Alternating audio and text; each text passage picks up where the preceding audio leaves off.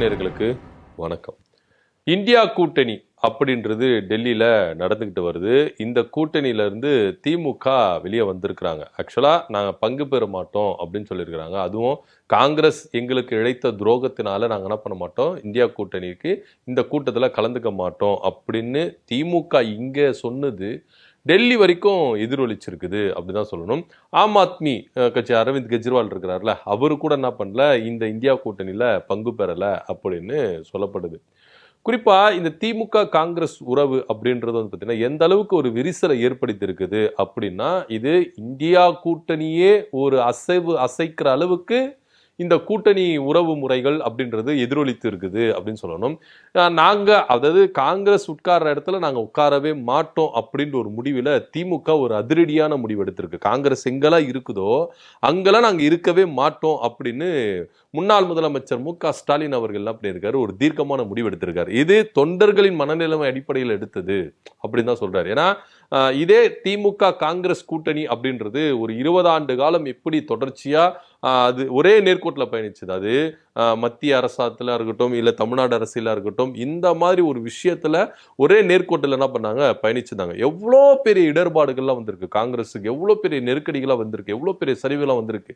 ஆனா அந்த டைம்ல இந்த திமுக அப்படின்ற ஒரு கட்சி மத்தியிலும் சரி மாநிலத்திலும் சரி அந்த அளவுக்கு காங்கிரஸுக்கு உறுதுணையா இருந்திருக்குது அப்படின்றதுல எந்தவித மாற்று கருத்தும் இல்லை. அது ஐயா கருணாநிதி அவர்கள் இருக்கும் போதாலும் சரி, இப்போ மு.க.ஸ்டாலின் அவர்கள் இருக்கும் போதாலும் சரி, தொடர்ச்சியா வந்து என்ன பண்ணிருக்குன்னா இந்த பாண்டிங் அப்படின்றது வந்து பார்த்தீங்கன்னா ரொம்ப ஸ்மூத்தா போயிருந்தது. ஆனா தாவேக ஆட்சி இங்க ஒரு மாயாஜாலத்துல வின் பண்ண மாதிரி, ஒரு அதிர்ஷ்டத்துல குழுக்கள்ல வின் பண்ண மாதிரி ஆட்சியை பிடிச்சதுனால நாங்க பதவி எங்களுக்கு வேணும் அப்படின்னு கூட்டணியை ஒரடியா முடிச்சுட்டு போயிட்டாங்க. இது இத்தனை ஆண்டு காலம் 20 வருஷத்துக்கு மேலாக இந்த கூட்டணி எப்படி ஒரு கட்டுக்கோப்போடு இருந்தது. ஆனா இன்னைக்கு பதவி சுகத்துக்காக நீங்க என்ன பண்ணீங்க, படார்னு உடைச்சிட்டு போயிட்டீங்களே. இத வந்து தொண்டர்கள் வந்து ரொம்ப பாதிக்கப்பட்டிருக்கிறாங்க அப்படின்னு திமுக தலைவர் மு.க.ஸ்டாலின் அவர்கள் ரொம்ப தெளிவா சொல்றாரு. இது சட்டமன்றத்துல மட்டும்தான் எதிரொலிச்சதா அப்படின்னா கிடையாது, நாடாளுமன்றத்துல எதிரொலிச்சது. இங்க கூட்டணி இங்க முறிஞ்ச உடனேயே கனிமொழி அவர்கள் நாடாளுமன்றத்தில் என்ன சொல்றாங்கன்னா, எங்களுக்கு இருக்கைகள் மாத்தி கொடுங்க.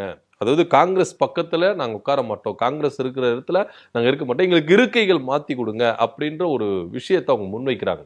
இது பயங்கரமான ஒரு பேசும் பொருள் ஆயிடுச்சு. என்னையா இது, இத்தனை ஆண்டு காலமா அண்ணனா தம்பியா அப்படின்னு பழகினவங்க இப்ப வந்து இடத்த மாத்தி கேட்கறாங்களே அப்படின்னு சொல்லிட்டு பாஜகவுக்கே ஒரு பெரிய பேரதிர்ச்சியா இருந்தது. ஸோ இருந்தாலும் இது நாடாளுமன்ற சபாநாயகர் அவர்கள் என்ன பண்ணாருன்னா முடிவெடுக்கிறேன் அப்படின்னு சொல்லிட்டு அது வந்து பண்ணியிருக்காங்க. ஸோ அடுத்த கட்டமா இது இந்தியா கூட்டணியில எதிரொலிக்கிறத நம்ம பார்க்கிறோம். ஏன்னா இந்தியா கூட்டணி அப்படின்னு ஒவ்வொரு மாநிலத்திலும் தேர்தல் முடிஞ்சிருக்கு.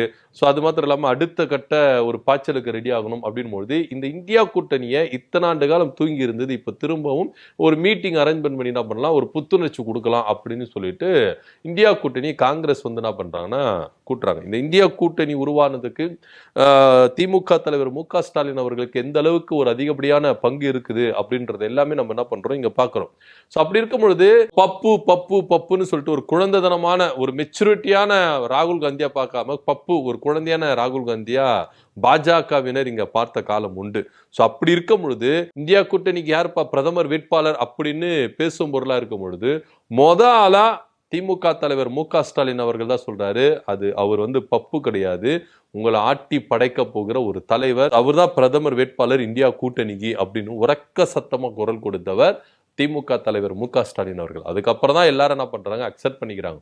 ஸோ அப்படி இருக்கும் பொழுது இந்த இந்தியா கூட்டணியும் ராகுல் காந்தியும் ஒரு பவர்ஃபுல் மிக்க லீடர், அவர் வந்து பப்பு கிடையாது அப்படின்னு எதிராளிகளின் முகத்திரையை உடைச்சி அவர் என்ன பண்ணார், கொண்டு வந்தார். ஸோ இப்படி இருக்கும் பொழுது எல்லா உறவுகளும் இப்படி ஸ்மூத்தா இருக்கும் பொழுது ஒரு சின்ன ஒரு ஆதாயத்துக்காக இப்படி படார்னு உடைச்சிட்டு போயிட்டாங்களே அப்படின்ற ஒரு மனவேதனை தான் திமுக காரங்களுக்கு இங்க இருக்கிறத பார்க்கணும். இது குறித்து கார்த்திக் சிதம்பரம் அவர்கள் கூட என்ன சொல்றாரு அப்படின்னா, தப்பு எங்க மேல இருக்குது, நாங்க என்ன பண்ணிருக்கணும், ஒரு 5 எம்எல்ஏக்கள் என்ன பண்ணிருக்கணும், திமுக தலைவரை பார்த்து முறையா பேசி அதுக்கப்புறம், ஏன்னா இத்தனை ஆண்டு காலம் நாங்க பழகி இருக்கிறோம், ஸோ அவர்கிட்ட வந்து பார்த்து பேசி என்ன பண்ணிருக்கணும், அதுக்கப்புறம் வெளியே வந்திருக்கணும். நாங்க வெளியே வந்தது உடனே வெளியே வந்தது தப்பு தான். இப்போ கூட என்னங்க, நாங்க வந்து ஒரே நேர்கோட்டில் தான் பயணிச்சுட்டு இருக்கிறோம் அப்படின்னு சொல்லிட்டு காங்கிரஸ் வந்து என்ன பண்றாங்கன்னா இங்க திமுக கிட்ட நெருங்கி வருதை நம்ம பார்க்கிறோம். ஏன்னா கார்த்திக் சிதம்பரம் அவர்கள் சொல்ற மாதிரி இருக்கைகள் மாறலாம், ஆனா எங்கள் கொள்கைகள் மாறாது. நாடாளுமன்றத்துல நீங்க இந்தியா லெவல்ல நீங்க எடுத்துக்கிட்டீங்கன்னா பாஜக அப்படின்ற ஒரு கட்சியை எதிர்க்கிறதுக்கு திமுகவும் எங்களோடு இணைந்து செயல்படும், நாங்களும் திமுகவோடு இணைந்து செயல்படுவோம் அப்படின்னு அவர் சொல்றாரு. அப்படி இருக்கும் பொழுது திமுக கிட்ட காங்கிரஸ் கிட்டி நெருங்க வராங்களா அப்படின்றத இங்க பார்க்கணும். இந்த சூழ்நிலையில தான் திமுக தலைவர் மு.க. ஸ்டாலின் அவர்கள் ஒரு அதிரடியான நியூஸ் வெளியிட்டிருக்காரு. காங்கிரஸ் இருக்கிற இடத்துல நாங்க இருக்க மாட்டோம், காங்கிரஸ் எங்கெல்லாம் இருக்குதோ அங்கெல்லாம் நாங்க இருக்க மாட்டோம் அப்படின்ற ஒரு விஷயத்து வந்து அது மாத்திரம் இல்லாம அதிரடியா ஒரு முடிவு எடுக்க போகிறாரு அப்படின்னு. இந்திய அரசியல்லையே அதாவது தேசிய லெவல்ல மூன்றாவது ஒரு அணியை கட்டமைக்கிற, அது திமுக ஒரு முயற்சியில மூன்றாவது ஒரு அணியை கட்டமைக்க போறாங்க அப்படின்னு சொல்லப்படுது. ஏன்னா காங்கிரஸ் அப்படின்னும் பொழுது நம்பகத்தன்மை எந்த அளவுக்கு அவங்களுக்கு சரிந்திருக்கிறது அப்படின்றது எல்லாமே இங்க தமிழ்நாட்டில் நிகழ்ந்த இந்த ஒரு நகர்வு ஒட்டுமொத்த இந்தியா லெவல்லையும் இது காங்கிரஸுக்கு ஒரு பெரிய பாதிப்பு ஏற்படுத்தியிருக்குது அப்படின்னு தான் நம்ம சொல்லணும். ஏன்னா காங்கிரஸ் ஏற்கனவே நிறைய பேர் வந்து என்ன பண்ணல, நம்பவே இல்லை. உதாரணத்துக்கு அகிலேஷ் யாதவ் உத்தரப்பிரதேசத்தில் எடுத்துக்கோங்க, அவங்கள என்ன பண்ணாங்க, நம்பவே இல்லை. மம்தா பானர்ஜி, அதே போல ஆம் ஆத்மி, யாருமே காங்கிரஸை நம்புறதுக்கு தயாராகவே இல்லை. ஏன்னா அவங்களுடைய நம்பகத்தன்மை வந்து கொஞ்சம் கொஞ்சமா குறைய ஆரம்பிச்சுது. ஆனா இங்க தமிழ்நாட்டில் திமுக தான் என்ன பண்ணாங்கன்னா தொடர்ச்சியா எல்லா கட்சிகளும் அவங்களை கை கழுவி விட்டாலும் திமுக மட்டும் கை கழுவாம இருந்தது. ஆனா இன்னைக்கு திமுகவுக்கே இவங்க என்ன பண்ணிருக்காங்க, புறமுதுகளை குத்திக்கிட்டு என்ன பண்ணிருக்காங்க, ஓடி போயிருக்கிறாங்க அப்படிதான் நம்ம இங்க பார்க்கணும். ஸோ அப்படி இருக்கும் பொழுது காங்கிரஸ் மேல நம்பிக்கை இல்லை. ஸோ அதனால வேற ஒரு தலைமையை வச்சு என்ன பண்ணலாம், இங்க மூன்றாவது ஒரு அணி, அதாவது பாஜக இங்க இந்தியா கூட்டணி இருக்குல்ல, அதுக்கு அடுத்தது மூன்றாவது ஒரு அணியை உருவாக்குறதுக்கு திமுக தலைவர் மு.க. ஸ்டாலின் அவர்கள் தேசிய அரசியல்ல இறங்கி இருக்கிறாரு அப்படின்னு தான் இங்க பார்க்க வேண்டிய ஒரு விஷயமா இருக்குது. ஏற்கனவே மம்தா பானர்ஜி, அதே போல அரவிந்த் கெஜ்ரிவால், அகிலேஷ் யாதவ் போன்றவர்கள் என்ன பண்ணிருக்காங்கன்னா காங்கிரஸ் மேல ஏற்கனவே அதிருப்தியில இருக்கிறாங்க. ஏன்னா உத்தரப்பிரதேசத்துல அகிலேஷ் யாதவ் பெற்ற தொகுதிகளை கூட காங்கிரஸ் பெற முடியல. ஸோ அந்த அளவுக்கு வந்து காங்கிரஸுடைய பலம் ஒவ்வொரு மாநிலத்திலும் எப்படி குறைஞ்சிட்டு வருது. ஒரு காலத்துல காங்கிரஸ் ஒரு தவிர்க்க முடியாத ஆதிக்க சக்தியா இருந்தது, அப்பேற்பட்ட ஒரு கட்சி ஆட்சி செஞ்சிருந்தது, இந்தியாவை ஆட்சி செஞ்சிருந்தது, மாநிலங்கள் ஆட்சி செஞ்சிருந்தது. ஆனா இன்னைக்கு காங்கிரஸ் அப்படின்ற ஒரு இயக்கம் இப்போ ஒரு தோல்வியின் விளிம்புல போயிருச்சு. யாரும் தெரியா வந்து என்ன பண்ணல, அது தலைமை எடுத்து நடத்த முடியல. எல்லாருக்கும் அந்த அதிகார போக்கு இருக்குல்ல, காங்கிரஸுக்கு அதிகார போக்கு இருக்குல்ல, அதை வந்து என்ன பண்றாங்க, திணிக்கிறாங்க. ஸோ இதனாலேயே பலருக்கும், அதாவது வட மாநிலங்கள்ல இருக்கிற பலருக்கும் காங்கிரஸ் மேல ஒரு பெரிய அபிப்பிராயமே கிடையாது. தமிழ்நாட்டில் மட்டும்தான் அது இருந்தது. இப்போ திமுகவுக்கு அவங்க பெரிய துரோகம் செஞ்சதுனால அதுவும் உடஞ்சிருச்சு.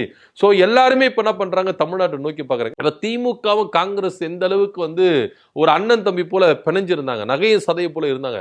இன்னைக்கு திமுகவுக்கே இவ்வளவு பெரிய துரோகம் செஞ்சிருக்கு காங்கிரஸ் அப்படின்னும் பொழுது நமக்கு செய்ய மாட்டாங்களா அப்படின்ற ஒரு கேள்விதான் எல்லார் மத்தியிலும் இருக்குது. ஸோ அப்படி இருக்கும் பொழுது காங்கிரஸை நம்புறதுக்கு யாருமே இல்லை. இன்னைக்கு அரவிந்த் கெஜ்ரிவால் என்ன பண்ணிருக்கிறாரு, இந்தியா கூட்டணி வேண்டாம் அப்படின்ற ஒரு முடிவுல இருந்து என்ன பண்ணிருக்காரு, வெளியே வந்திருக்கிறார். அடுத்தபடியா திமுகவும் இந்த மனநிலைமை, இது பிற்காலத்துல சேருவாங்களா அப்படின்றது ஒரு பெரிய கேள்விக்குறியா தான் இருக்கு. ஏன்னா தொண்டர்கள் மனநிலைமையை பொறுத்து தான் நான் முடிவெடுப்பேன் அப்படின்னு சொல்லிட்டு திமுக தலைவர் மு.க. ஸ்டாலின் அவர்கள் தெல்ல தெளிவா சொல்லியிருக்கிறாரு. ஸோ இப்போதைக்கு சூழ்நிலைக்கு நாங்க என்ன பண்ணல, இந்தியா கூட்டணியை புறக்கணிக்கிறோம் அப்படின்னு என்ன பண்ணிருக்காரு சொல்லியிருக்கிறாரு. ஸோ இந்த புறக்கணிப்பு இந்தியா லெவல்ல எதிரொலிச்சிருக்குது. அதனால ஒரு சில கட்சிகள் என்ன பண்ணிருக்குன்னா இந்த இந்தியா கூட்டணியில கலந்து கொள்ளாம என்ன பண்ணிருக்கிறாங்க, அவாய்ட் பண்ணிருக்கிறாங்க. இங்க இருக்கிற திருமாவளவன் அவர்கள் என்ன சொல்றாருன்னா, இந்த கூட்டத்தை திமுக வந்து புறக்கணிக்கிறது எனக்கு வந்து மனசு வேதனையா இருக்கு, கஷ்டமா தான் இருக்கு, வருத்தம் அளிக்குது அப்படின்னு சொல்லியிருக்காரு. ஏன்னா இந்தியா கூட்டணி உருவாக்கத்துல திமுகவினுடைய பங்கு எந்த அளவுக்கு அதிகமா இருந்திருக்குதுன்னு எல்லாருக்குமே தெரியும். இப்ப ஏன் திமுக வரல அப்படின்னா காங்கிரஸ் செய்த துரோகத்தினாலதான் வரல, அப்படிதான் வந்து என்ன பண்ணுறது பொருளாகுது. ஏன்னா அதுதான் உண்மையும் கூட. ஏன்னா காங்கிரஸ் செய்த துரோகத்தினாலதான் திமுக இங்க இருந்து போய் கலந்துக்கல. சோ காங்கிரஸ் எங்கெல்லாம் இருக்குதோ அங்கெல்லாம் திமுக இருக்காது அப்படின்ற ஒரு முடிவுக்கு வந்ததுனால காங்கிரஸ், அதாவது பாஜகவையும் காங்கிரஸையும் நாங்க ஒரே நேர்கோட்டில் வச்சு எதிர்ப்போம் அப்படின்ற ஒரு எதிர்ப்பு நிலைமைக்கு திமுக அடுத்த கட்ட லெவலுக்கு போறாங்க. நாங்க காங்கிரஸ் ஒரே ஸ்டேஜ்ல தான் வைக்கிறோம், பாஜக ஒரே ஸ்டேஜ்ல இருக்கும். பாஜகவை நாங்க எதெல்லாம் எதிர்த்தோமோ சோ அதே ஸ்டேஜ்ல வச்சு நாங்க காங்கிரஸ் இனி வரும் காலங்களில் எதிர்க்க போகிறோம். காங்கிரஸ் பாஜகவை நாங்க ஒரே நேர்கோட்டில் வச்சுட்டு ஆப்போசிஷன்ல நாங்க என்ன பண்ண போறோம், இருக்க போறோம். இதுக்காக மூன்றாவது ஒரு அணியை கூட தேசிய லெவல்ல உருவாக்குறதுக்கு திமுக தயங்கவே தயங்காது அப்படின்ற ஒரு மனநிலைமைக்கு வந்திருக்கிறார்ல. சோ இது வந்து திமுக மத்தியில ஒரு பெரும் அதிர்வலைகளை ஏற்படுத்தியிருக்கு. இது இந்தியா முழுக்க இருக்கிற எல்லா தேசிய கட்சிகளும் சரி, மாநில கட்சிகளும் சரி, ஒரு அதிர்வலைகளை ஏற்படுத்துறதா இங்க பாக்குறோம். இப்போ காங்கிரஸுக்கு பயங்கரமான ஒரு நெருக்கடி. தேவையில்லாம திமுகவையும் மு.க. ஸ்டாலின் நம்ம பகைச்சுக்கிட்டோம், துரோகம் செஞ்சு பகைச்சுக்கிட்டோம், முதுகுல குத்தி பகைச்சுக்கிட்டோம் அப்படின்ற ஒரு மனநிலைமைக்கு காங்கிரஸ் வந்துருச்சு அப்படின்னு தான் பார்க்கணும். இது எந்த அளவுக்கு வீரியமாக போகுது அப்படின்றத பொறுத்து பார்க்கலாம். இதை பத்தியோட கருத்து என்ன கமெண்ட் பண்ணுங்க. நன்றி, வணக்கம்.